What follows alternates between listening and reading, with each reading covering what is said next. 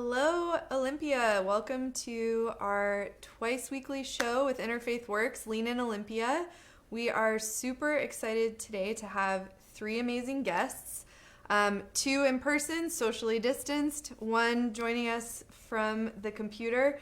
Today we are going to be talking about the upcoming election and different folks who are running for positions that could have a huge impact on us locally. For those of you that are new to watching, Lean in Olympia is a show hosted by Interfaith Works that explores issues at the intersection of humanity, justice, and belief. And we cover all kinds of topics. If you've missed previous episodes, please join us at interfaith-works.org. We've got a Lean in Olympia page there. You can also find us on YouTube for Interfaith Works Thurston County channel. So let's meet our guests. I'm very excited today. If everybody could just go around and introduce yourself and the position that you're running for.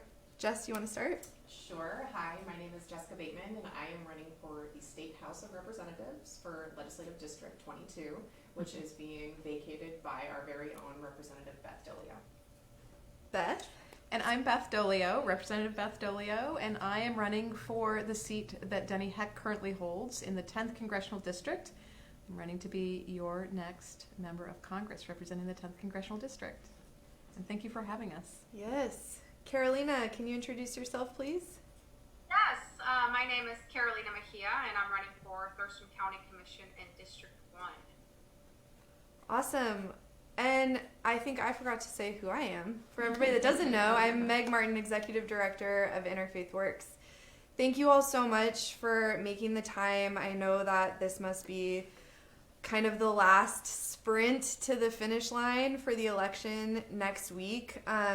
I don't know about you, but I am having a lot of feelings about what next week is going to be like, what it's going to look like, and I imagine that that's really heightened for folks who are in the positions that you are in. So I want to start by just kind of asking you, in general, for folks who might not be as involved with politics on a sort of daily basis, I think there's a lot of misunderstanding sometimes of sort of what each role and what each level at the local, county level, state and federal level, like what each of those positions and what the impact on the everyday lives of Thurston County residents do each of those positions have. So I'm wondering if you could each talk about that a little bit. Like, why should people care about voting for each position, and how does the office you're running for impact people directly, in your opinions? You want to start, Jess? Sure. Well, for people that don't know about the legislature in Washington, there are 49 legislative districts in the state, and each represents about 150,000 people. Each district has 2 state representatives and 1 senator. So we are fortunate because our own legislative district is in the city's capital, so you can come up in a non-COVID year, to the capital and visit with your legislators. We have a high turnout during the legislative session for people coming and testifying before the legislature, very engaged with our town halls. And the legislature passes important legislation. They pass an operating budget. They also pass a capital budget and transportation budget. So transportation projects that are really integral to our transportation system, getting people to and fro, also planning for a multimodal transportation future for things where we want to have more access to buses and alternative transportation, reducing our greenhouse gas emissions, capital budget. So we just last year or the year before, Representative Beth Doglio was able to get us some funding for our very first home fund project, which I know you're aware of, which is our 2828 Martin Way. So we were able to pass a progressive tax measure in Olympia, for housing, and then she was able to leverage funds in the capital budget. So we'll have projects in each district that get help and funding from the legislature. I believe also our downtown arts, the theater was able to get capital funding from our previous legislator, Representative Chris Rakedahl, and also passing legislation bills at a really high level, kind of setting the floor for things like public safety, I know that's an issue we're going to talk about, but making sure as we evolve and change as a society, we bring those forward to the state legislature. They can impact them at the state level, which is very different from the local level where we rely on cities to pass things locally. But if we make the mandate at the state level, cities then have to comply with it. Got it. Okay. Carolina, would you mind speaking about it from the county level? Yeah, so the county level, it's really interesting how it all works. Right now we're playing a huge role because of the pandemic. Two of the commissioners actually serve on the Board of Health. And so that's definitely very important, especially right now, and it's something that affects people and their everyday lives. Other roles, they also serve on the Intercity Transit Board and on several other boards and commissions that really have an impact on how the decisions that are made locally. They also decide what the budget is going to be for the county, and that's really important because they decide which departments are going to get more funding, which ones are not going to get as much funding, and which programs are going to be in the county that are going to be serving the general population. Awesome, thank you. Yeah, I think when I first kind of got more involved in civics in our area, it was really surprising to me just like how much happened at the county and the city level, and so I think that there's sort of sometimes disillusionment once you get to the federal level, not to like set you up right now, but I just like I think that there is so much like daily action, but I've really always seen you, Beth, as somebody that has taken a lot of tangible steps at the state level to impact people's daily lives, and I'm wondering, just to talk about that from your position in Congress and what you see as possible. Yeah. Well, I mean, Congress is very different. It, deals with foreign policy issues. Immigration policy is decided at the federal level. How our healthcare is actually delivered to people is also very much impacted by that. I mean, the states have some roles in that, a role in that, as does the county, but really the overall policy and how we move forward with healthcare is decided at the federal level. And I ran up against that in the state legislature. We passed a bill that creates a public option, but really without the federal government being a partner and moving some enabling legislation, it's going to be very challenging for us to actually implement that.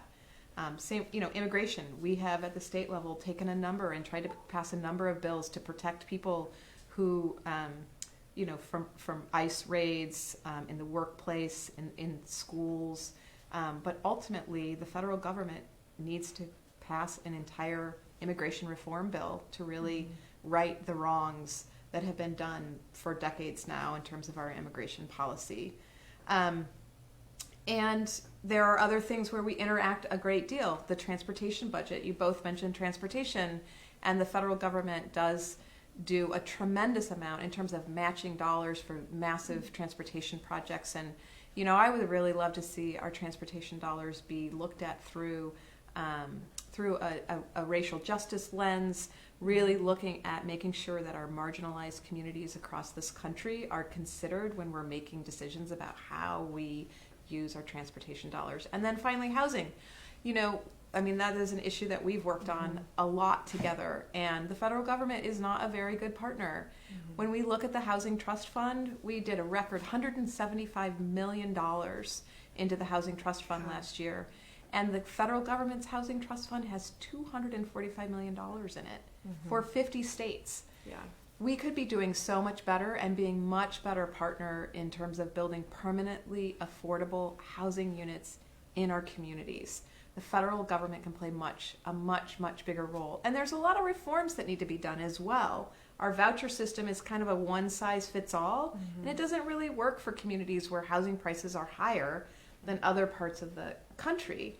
So, for example, our veterans, 500 of them are homeless, and there's 300 vouchers that are going unused because they don't work given the cost of housing, which is also a very significant issue, as you know, that is leading to more and more people finding themselves without homes. Well, and what we see all the time is that when vacancy rates are really low, people who do have a voucher are up against sometimes 10, 15, 20 other people for the same unit. And so they don't even need to be discriminated against because of the type of income they have, because there's no even getting to the sort of front of the line for that. And so that availability of units becomes so important to make the voucher system work. Right. Yeah. Well, I mean, I think that kind of, we have some specific questions that viewers were interested about. So let's just keep on rolling with the housing. I would love to hear sort of more about the county and state level and what can happen with homelessness and housing.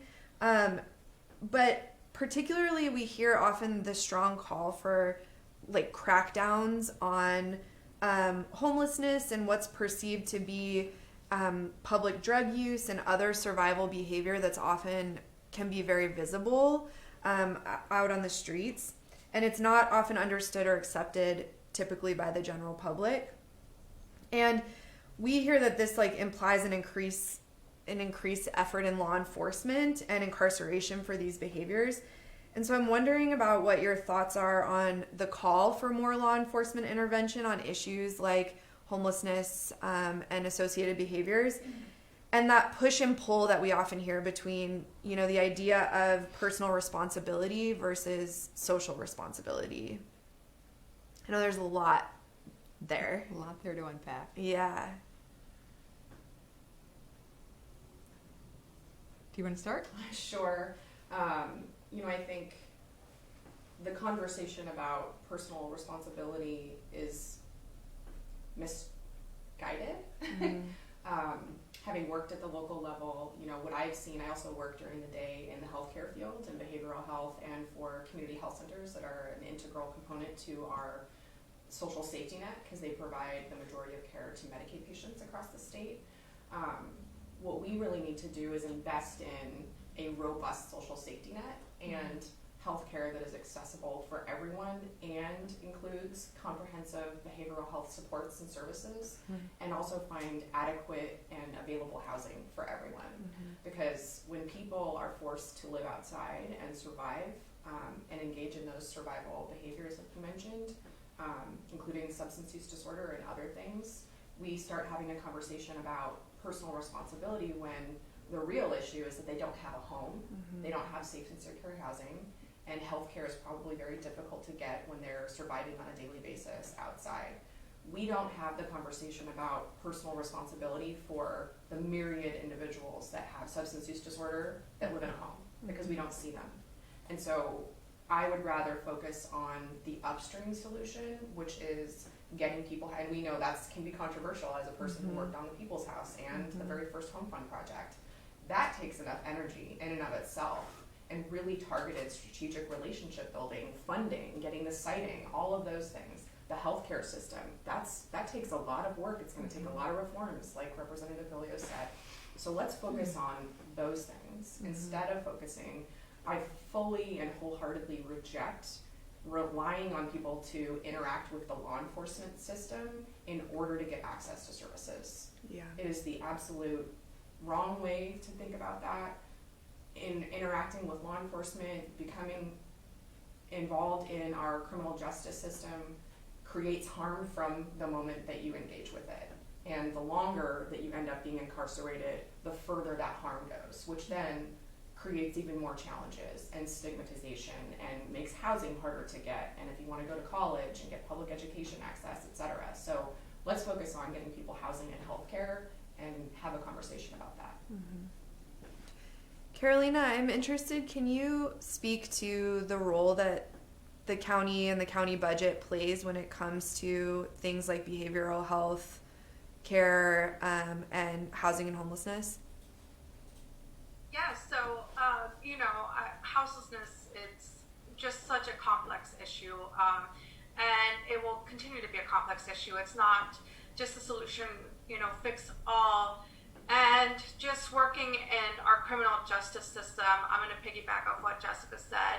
And, we're seeing that our criminal justice system is already overwhelmed just due to COVID, trying to process all of these cases.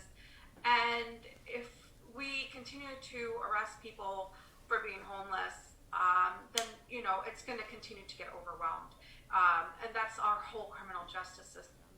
I think it's really important that we working with local jurisdictions, local organizations. There's several local organizations that have boots on the ground that are working with our houseless population to just work with them and see what can be done. How can we approach this in a holistic manner, and really just show empathy. The county plays, I feel, an important role when it comes to this because, our behavioral health is actually, they're overwhelmed. It's a lot to process, and the budget for it, it's not very big. So I think it's something that we really have to approach and see what can be done. It's really seeing what programs we can put in place to definitely support. Yeah, Beth, you mentioned when we were talking about this, the 1590. Yeah. Will you talk a little bit about that? Mm-hmm. So for the last 2 years, I have busted my tail on getting a bill passed, 1590, that did just pass this past session, and it basically takes the Olympia's Home Fund, which took 3 or 4 years to actually bring to a vote, and it passed unanimously here. It provides additional dollars to house our chronically homeless neighbors and also provides mental health. The bill did pass this year. It was the #1 priority of the Washington Low Income Housing Institute. And I'm happy to say that King County has already incorporated it into their budget and taken that vote to actually utilize this tool. And it will provide over $400 million because they're going to bond against it in the King County budget. And the projection is it will house 2,000 chronically homeless neighbors of ours in that community. And actually, Carolina, this is something that the county can do.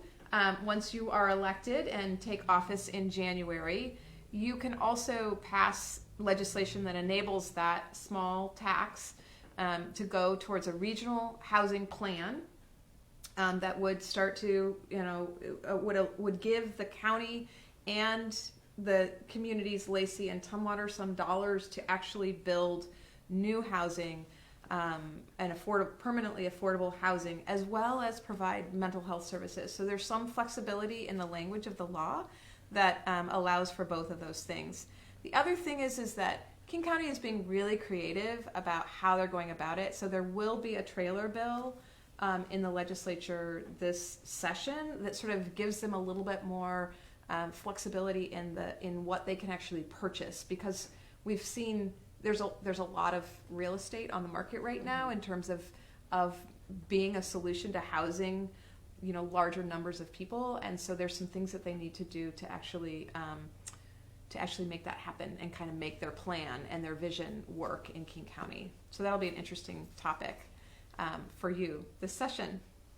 Can I add? Yeah, totally. So I think the important part of that Representative Doglio kind of missed was that so the home fund, we had to put it before the people for a vote. Mm-hmm. The bill that she's talking about allows cities to pass it by a councilmanic vote. Mm-hmm. And counties. Because in some communities, it's not politically feasible to put it before the people, and yet cities all across Washington state are dealing with a homelessness crisis. So it's a tool that will be very, very beneficial to communities across the state that have leadership that are willing to do that.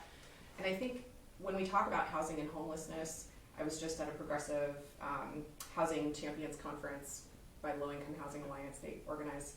And one thing that came up that I think we should really, as future elected officials and people, we need the government to step up to provide housing that is subsidized. Mm-hmm. I am a proponent, and I think you are too, of increasing the supply of housing overall. But if we're going to get to those individuals that are disabled, that can only afford $300 a month, or even people that are working on minimum wage and can't afford, you have to work 2 jobs in Olympia to afford a 1-bedroom apartment now.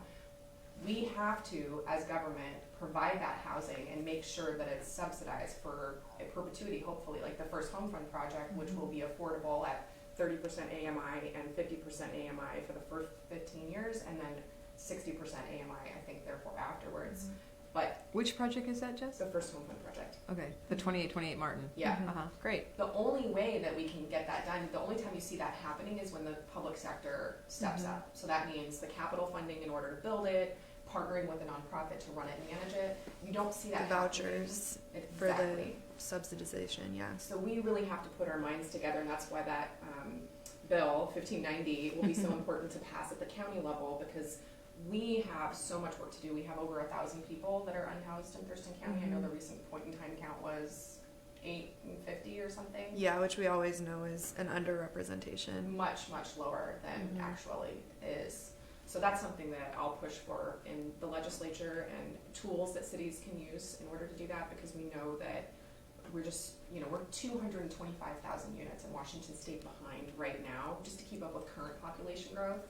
We're going to have a silver tsunami with people that are aging. They're going to be on fixed incomes. This is a challenge that we have to face. Well, and I'm happy to hear everybody talk about it in an intersectional way, that like how healthcare is a housing issue and how income is a housing issue, right? Because I think that we, like the federal disability income, the fixed income that so many Americans with permanent disabilities live on, is $744 a month, right? And that hasn't changed in anywhere near close to inflation rates or anything like that for a very long time. And when I look back at the history of kind of how we got here, like a lot of people in our community will be like, "How I feel like I woke up last year and I saw tents everywhere," right? And I see that that's the impact that has happened, but it actually took us, 40 years to get to where we are with really deliberate cuts at the federal level. I did just a little exercise on my own where I looked at what the HUD budget was in the late 80s and the cuts that occurred around that time and in the early 90s.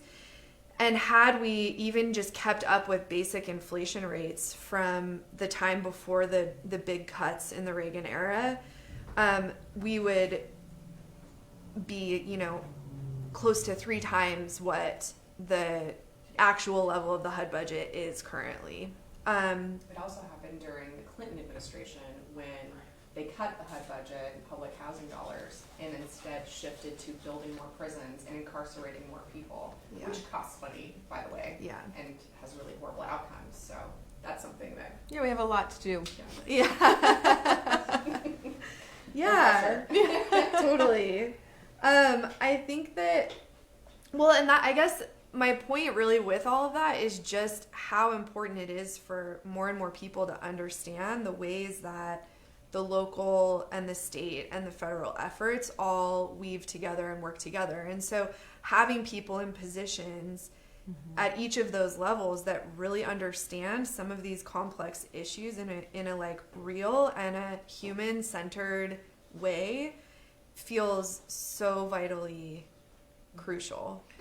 But the other thing I think that's really important, Meg, is that like your explanation of the vouchers, for example, like you're seeing it, and the people that you serve and work with every day are seeing the impacts of these policies on them, and those voices are left out of the policymaking room. And so making sure that first we elect people who want those people in the policymaking room is really important, but also like just that accountability and making sure that that moves forward and figuring out mechanisms to make sure those voices are in our rooms and impacting policy, because we can only make as good policy as we can understand how it is impacting people in the long haul. And I think it's just so important for organizations like yours to be engaged in the policy making and, bringing voices to the table is so important. It's the only way we can really fix what needs fixing, and there's a plenty of it. Yeah, can you expand a little bit on that of like what are the most effective ways of doing that? Like we hear like make calls, send letters, but don't send form letters, send personal letters, but like what are the most effective ways? Yeah, I think that the most effective way to do that is to build a team of people that then work with the legislator or the member of Congress and say, we want to have a regular meeting time with you, like once a month, once every 2 months, where we're checking in, where we're talking about, how these, where we're checking in on policies and how to do that. Because, I think that's part of the problem, right? Our policymakers are kind of removed from what's going on, in people's lives. And really, I think when I hear from people about what's really going on in their lives and how the voucher system isn't working out, that will help me as a policymaker figure out I'm going to do a voucher reform bill, when I get to Congress, because I just feel like that I've heard this over and over again, how the system doesn't work. But I don't have a voucher, Right. I'm not a person who is not able to get a home because my voucher isn't working. So I need to hear from that person or from you about how that works. And so I think it is really saying we'd like to have a regular time where we can check in, even if it's with the staff, because the staff will get back to the member about, how to make the policy better. But I think that's important. Yeah. You can also invite your legislator or council members or congresspeople to tour or to do like a day in the life of and come and visit whatever program you have or facility.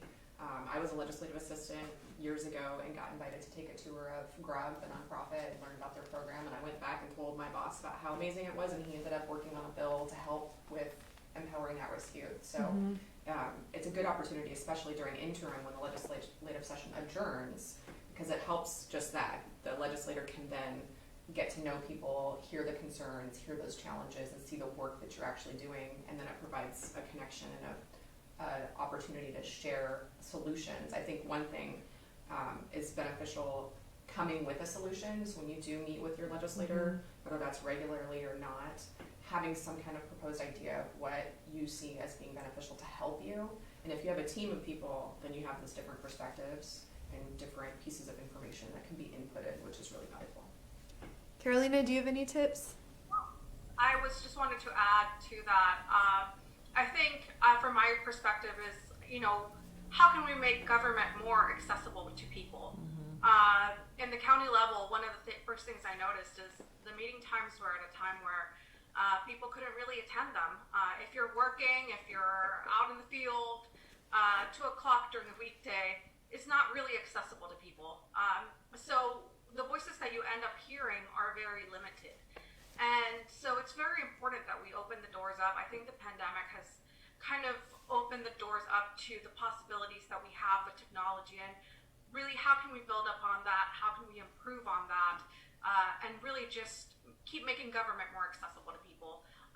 Another thing I've heard is childcare access. Parents who want to be involved, but they can't really because they don't have babysitters. They don't have, just family members to take care of their children. So just little things like that. Language accessibility is another one. How can we make local government, all government, more accessible to community members who want to be involved and want to be a part of that process? And I imagine that that's been particularly hard on the campaign trail, if you will, with COVID-19. Like, I know that you all have run campaigns before. How different has it been? Like, how much harder has it been to connect with voters? Well, I think traditionally doorbelling is, I think at the congressional level it's probably different, but at the local level and in the legislative race, doorbelling is really important. It's the best way to reach people, to talk face to face with people, hear about their concerns, and that obviously has not happened at all. We've adapted. We've done town halls. Initially, we really switched the focus to COVID resources and how to help people when there was a lot of confusion, and kind of pushed pause on the campaign until we figured out what we were going to do. And then we just, did virtually everything virtually. Lots of phone banking, texting. But, you miss seeing people face to face, not just on the campaign, but also just in general. So I think I'll leave it to Beth to talk a little bit more about doing that innovatively, because I've seen her campaign do some really cool things. Oh, it's been so hard. Yeah. It's been a bummer.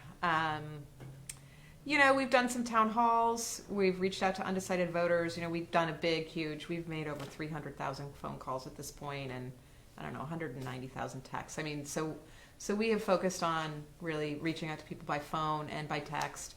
But then taking some of that information that we have, we've tried to get people together on a Zoom call to just ask questions if they're undecided, to have an opportunity to meet with me. Mixed results. And it has just been one Zoom meeting after another, and really reaching out to people to gather their friends together. And honestly, sometimes I've had some really amazing conversations with like 7 people, and sometimes it's been like, hundreds of people. Yeah.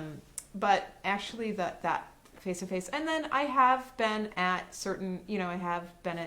rallies and had some interaction with constituents in that way when they've been masked and socially distanced. Whether that be around police accountability or climate change or RBG's vigil or, so there have been some opportunities in that way. Did it impact your plans, Carolina, for running? Yeah, good job. Sorry, again, the volume kind of was technology, right? Was cutting off and on. Could you repeat the question? Oh, yeah. Just wondering how COVID-19 has impacted your plans for the race. Well, it's nothing. I think campaigning just in a whole has been nothing like I expected at all as a first-time candidate. And COVID definitely threw a wrench into everything we had planned. I think every time we set a date on the calendars, something happened and we had to cancel. So, so it's definitely been just finding innovative ways to connect with people, and really just. It's so important, you're trying to have that connection with people. You're trying to see what their concerns are, especially when it comes to local government. I think one of my main struggles was just the education piece. A lot of people didn't know what county commissioners are, or who they are, or what they do. And so that was just, I think, a whole nother piece that I had to add to it. And so really interesting conversations came in place. For me, I just started attending all the meetings, trying to see what issues were going on here locally that people were concerned about. I started doing a little show every Saturday called Coffee with Carolina, trying to highlight local organizations that were going, and also individuals that were going just above and beyond, especially right now during this pandemic. So it's been a learning experience. It's what it's been. Yeah, I don't think that people recognize either that in Thurston County we only have 3 county commissioners, and so the county commissioner and the county oversees relatively speaking to the cities, like such a large amount of budget for issues like homelessness, housing, mental health, substance use treatment, and so like having those seats are so vitally important. And I think that a lot of people, especially folks in my kind of demographic, don't understand how important the county commission races really are here. Yeah. Yep. I want to, oh, sorry, do you have anything to add? Oh, no, I was just going to say, and some of the conversations that we've had, a lot of people will always ask me, well, why do commissioners hear family juvenile cases at family juvenile court? And I'm like, it's not the same. Those are court commissioners. This is county commissioners. So yeah, education is a huge part of it. Definitely. I want to talk, something that's come up a couple times through this is police accountability. And so I want to just talk a little bit about that more directly. This year, I'm thinking about all this stuff of like how hard it is to connect because of COVID-19, especially during this time where there's so many like hugely emotional things going on for folks. And I just imagine that it's just this really, just this really intense time for so many reasons. And I think this year in particular has shown this painfully bright light on the long-standing issue of police violence in our country. Just last night, Walter Wallace, a young black man with mental health challenges, was killed in Philadelphia, shot several times in front of his family while they were trying to de-escalate a mental health crisis. And, you know, we know that we have these issues happen locally as well throughout our state. And so I'm wondering how you all see yourselves responding to the really strong call for reimagining law enforcement in this country in tangible ways. And yeah, just to speak a little bit about that. Beth, you want to start? Well, at the federal level, I think the most important thing is to move forward on the George Floyd Justice and Policing Act, which would end qualified immunity. It would, no chokeholds, no knock warrants. It's a pretty broad bill, requires implicit bias training, which I think is really important. Of course, Trump is going the other way on that in terms of our federal agencies and not allowing that to take place. But I think it's particularly important with law enforcement, and something that we've been talking a lot here since Andre and Bryson, two young unarmed black men, were shot here by a police officer in Olympia, and that started the whole movement around I-940, which we ultimately put to the ballot and passed. But nonetheless, issues continue in this state. Manny Ellis in the 10th Congressional District was basically murdered by police, and the investigation was fraught with challenges. When you have when police officers are investigating other police officers, there is a bias there. There is not just an implicit bias, it is explicit. And I think that is one of the most important things that I feel like we really need to do, is move away from investigations that are done by other police forces. So that I think we'll see some of that in legislation at the state level this year. There is a lot of work to kind of roll out and continue to move us forward on how we find and create a public justice system where everyone feels protected in their communities. And I think this conversation has been really really amazing. I think there's a lot of good that can come from how we approach policing and mental health. I mean, I think those are the two, the two things that kind of go hand in hand in terms of, this Walter, what was his name? Walter Wallace. So mental health, what is it, 30 to 40% of people who are, in a life-changing altercation with police are having a mental health crisis. And so having mental health people on hand while that is going on to help with de-escalation, I think would be really great.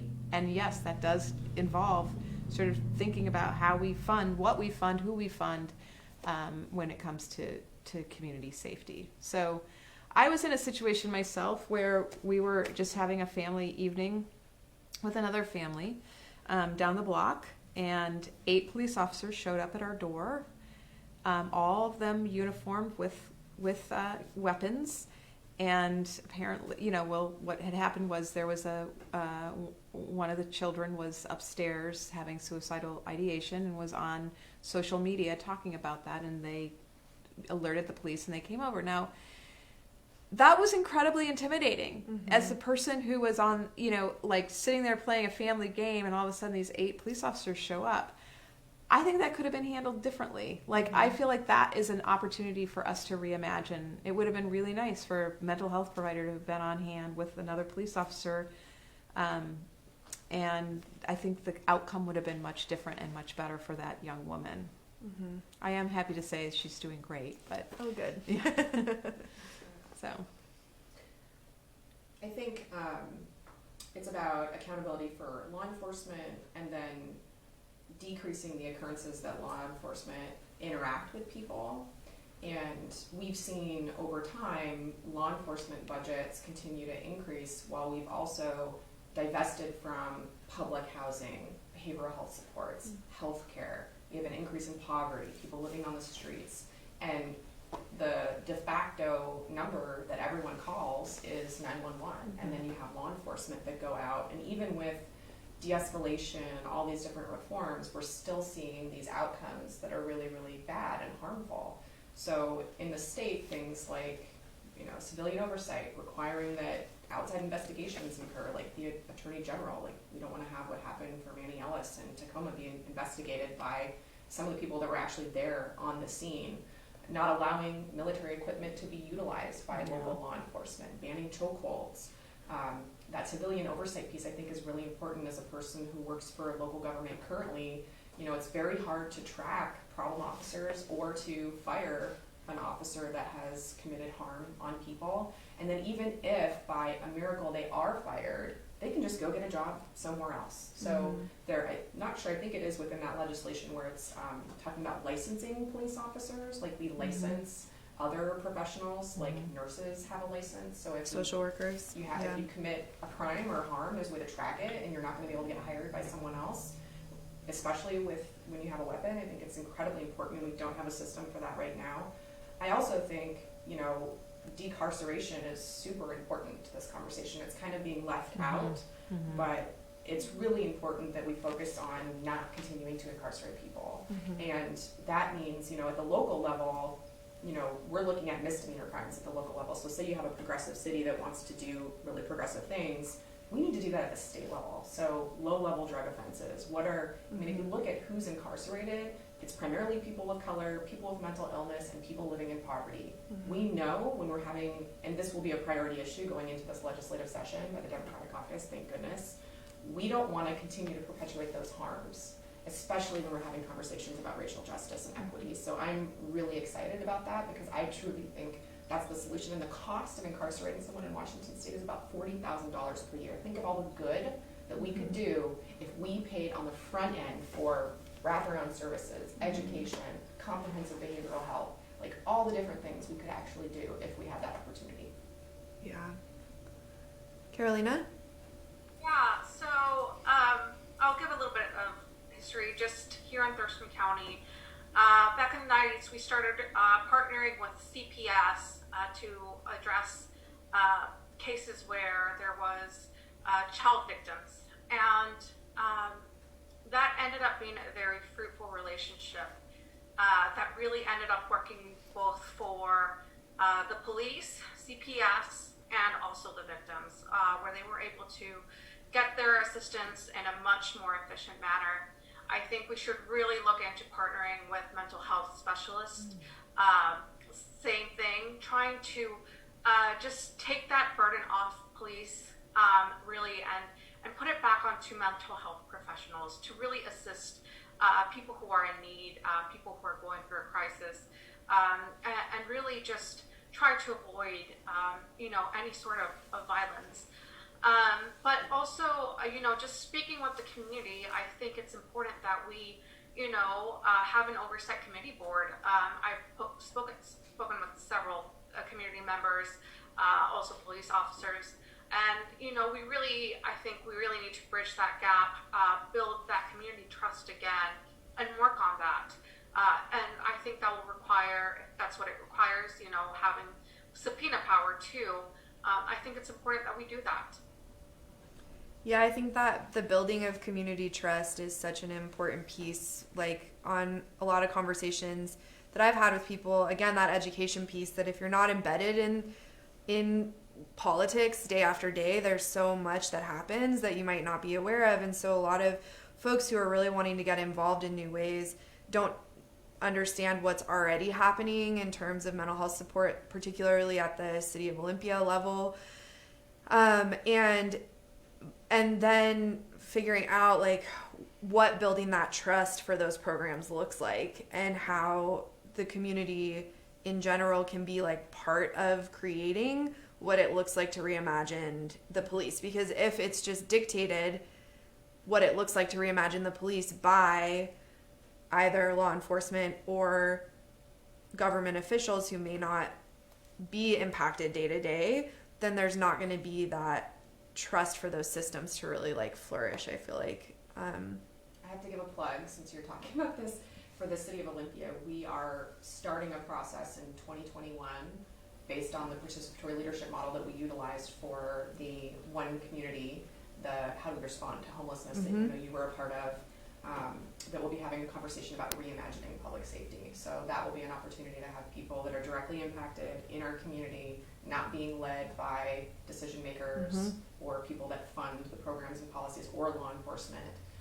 It'll have diverse voices at the table, so I hope people will engage in that, and we'll be publicizing that early in 2021. Awesome. Yeah, that process, for anybody that didn't know, was there was like a community work group. Thank you. A community work group. I should know. I was on it. And had people from lots of different sort of representation from lots of different sectors in Olympia, including lived experience with homelessness. And then we facilitated 20 or something community meetings that were open to the public and targeted for different sectors as well. And all of that work over a year was put together in a plan that was meant to be really like an active, transformative plan that could adapt to changing times and all of that. So to hear that that's going to happen for reimagining law enforcement response is really awesome. No, it's great. Well, I want to kind of pivot just to, this idea that this is the final stretch. And what do you all think is the most important thing for voters to know coming into Election Day just 1 week from now? Or most important thing for us to hold on to or anything like that? So I think the most important thing to know is that we have seen a lot of people voting, more than usual, but the people that have already voted are the people that would have voted anyway.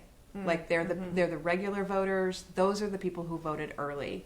And so really in this last week, who votes is really going to decide what happens at the federal level, at the state level, and at the local level. And so, taking your foot off the pedal right now, when you think, oh, all these people have voted, well, those people are going to vote anyway. There are 4 voters. They're like people who always vote. And really, it's young people can really change the course of our nation by voting. Yeah. Right? That's who doesn't vote. And that's who still hasn't voted. Yeah. And so I think it's really important to know the power of a collective youth vote, the power of a collective progressive vote, of people who don't normally go to the polls. That's what needs to happen between now and we're a week away, the next 7 days. So I think that's, because we're seeing all these statistics like, oh, great, we're going to win.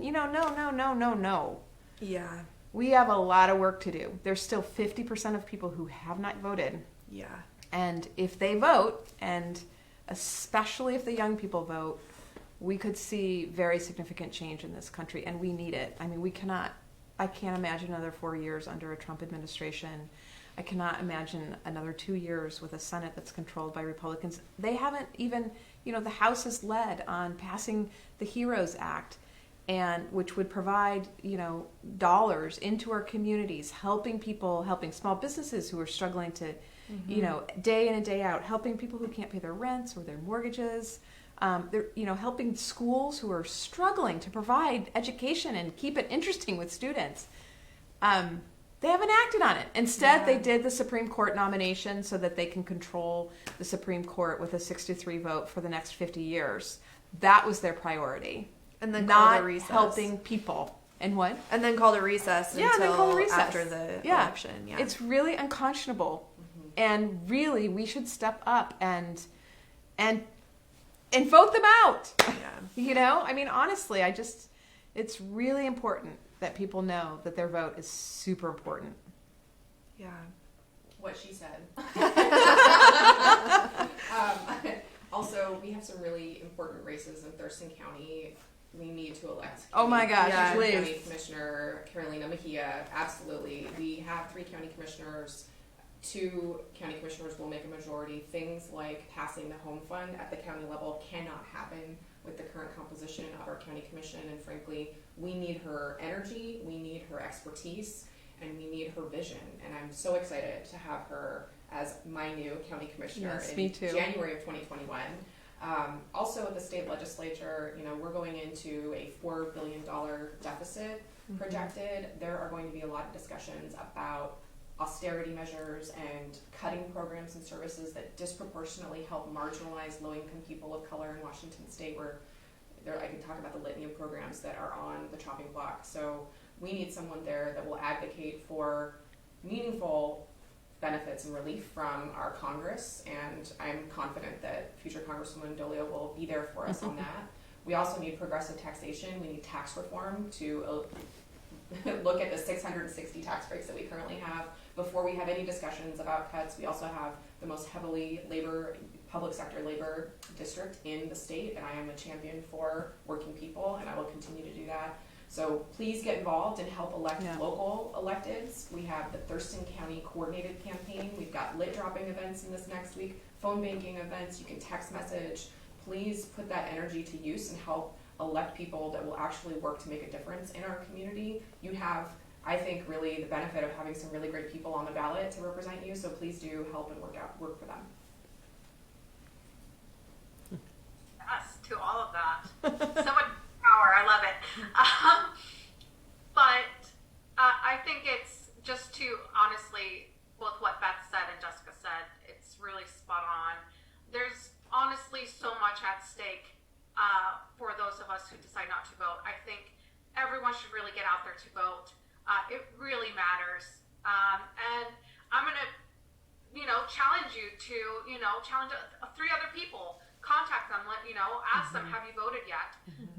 Because it really comes down to, with local elections, every little vote counts. We've seen it in the past before, how it's been decided by, little votes. So we need that. And we have a lot of contentious races going on right now. And we have so many great candidates that really need your support and need your help and need your vote. So please inform yourselves and definitely get out there to vote. Thank you. I saw a thing today that if folks haven't mailed in their ballots yet, to consider dropping them off in person and to not mail it after today. So that's one additional tip to make sure that we do whatever we can to avoid a contested election. I think just personally that's a fear that I have going into next week of what that could mean in terms of further division of our country. And so just really hoping that people can do that. And I should know this, but do you all know, is it too late to register to vote at this point, or can people still register? Do you know what that deadline is? I think it's election day. Yeah. It's election day? Okay. The legislature passed a bill that made it so. Awesome. Thank you. There's the Thurston County Auditor's website, and you will see that information as well as all the drop boxes, and also where you can do it in person, I think, at the county or the college SPSCC. campus. Yeah. So what I am going to commit to in the next week, because I've been trying to look at ways to kind of, like you said, keep the foot on the gas. And so what I'm going to commit to, and I'm going to challenge everybody who's watching this to commit to something that's personally meaningful to you, to help get out the vote in the next week, is to do a push for registration and creating access for people who are experiencing homelessness to be able to vote in this election. And so I think we can make a push for that in our shelter programs. I also think we can, one of the outcomes of the COVID-19 homeless response has been that there's been an increase in resources going to outreach. And so I think we could reach out to some folks who are also unsheltered in our community to do that. So you fired me up to make a commitment, so good job on your messaging. And yeah, is there anything else that you want to say to the audience? Anything left to put out on the table before we close today? I'll just thank you for your work over, a decade in our community, from the People's House to the Home Fund and that partnership with the Low Income Housing Institute, the shelter. Just, you've been a tremendous advocate for change, but also building relationships with people in the community, which I know is so important, and I've learned so much from that. And you advocate for folks that really need it, and you're effective, and I really appreciate the work that you do, so thank you.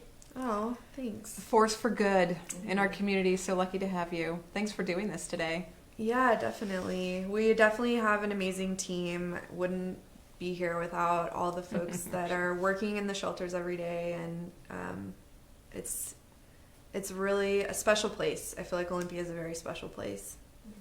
Carolina, anything to add before we close? No, just basically what Jessica said. Thank you so much for all you do. Thank you for this opportunity, and it's been great. I'm sorry I couldn't be there, but it was great to hear from both Betha and Jessica, and also you.